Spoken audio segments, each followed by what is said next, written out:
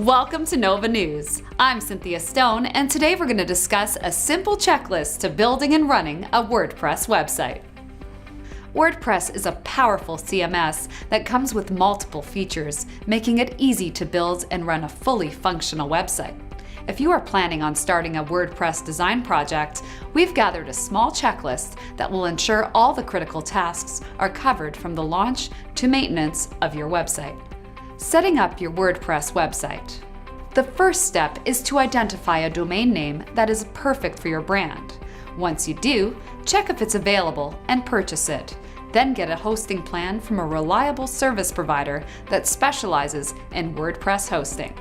Once you have your domain name and hosting ready, install the latest version of WordPress on your server and you're ready to go.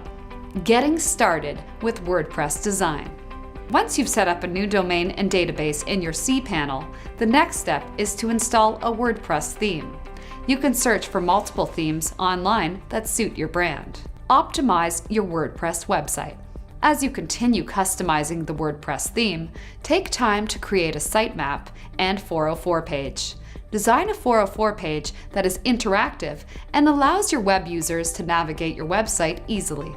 Other important tasks you probably don't want to leave out include adding admin users, changing the favicon, adding alt tags to all of your website images, installing a plugin to combat spam such as Axomet, creating a contact form, updating your user profile, redirecting the old website URLs to the new URL, adding new categories to your blog, and getting rid of the uncategorized category.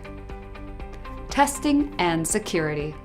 It's important to ensure your website provides a good user experience on different devices and browsers.